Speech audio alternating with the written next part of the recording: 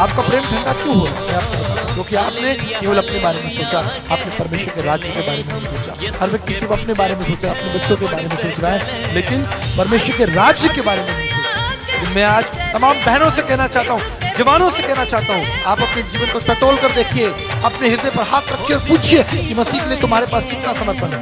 अपने जीवन का मूल्यांकन कीजिए। ये मूल्यांकन कोई व्यक्ति नहीं कर सकता, ये मूल्यांकन कोई समाज नहीं कर सकता, ये मूल्यांकन आपके पासवान नहीं कर सकते, ये मूल्यांकन स्वयं आपको करना है। इसका कोई मीटर नहीं है, कोई मशीन नहीं है। आपको बताना चाहता हूँ, एक दिन आप मसीह के सामने खड़े होंगे, आप क्या जवाब देंगे? मैंने पृथ्वी पर कैसा किया? मेरा प्रेम ठंडा था, कमजोर था, स्वार्थी था, मैं कुछ नहीं कर पाया।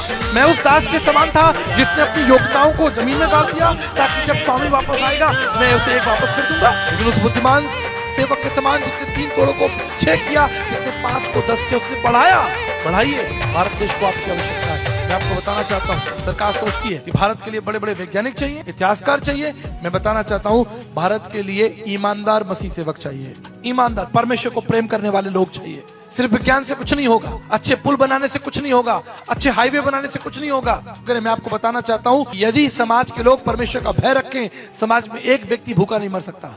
ये सरकार की जिम्मेदारी नहीं है कि कितने लोग भूखे सो रहे हैं, कितने लोग नंगे सो रहे हैं। ये कलीसिया की जिम्मेदारी है, मसीह के लोगों की जिम्मेदारी है। मसीह जब इस संसार में आया, उसने अपने बारे में नहीं सोचा, उसने आपके बारे में सोचा। बाइबल कहती है उसने हजारों लोगों को देखा और तरस से भर गया। आपका तरस कहाँ है? आपकी करुणा कहाँ है लोगों के लिए? एक सूची बनाइए कि मैंने मसीह के लिए अब तक क्या किया। मैं आपको बताना चाहता हूँ, भक्ति तो सामूहिक होगी लेकिन न्याय व्यक्तिगत होगा। हम सब आ गए भक्ति करने के लिए, मैदान में आ गए, सब अच्छे कपड़े पहनकर, सामूहिक भक्ति हो रही है, तालियां बज रही है। लेकिन मैं आपको याद दिलाना चाहता हूँ, भक्ति सामूहिक होगी लेकिन न्याय व्यक्तिगत होगा।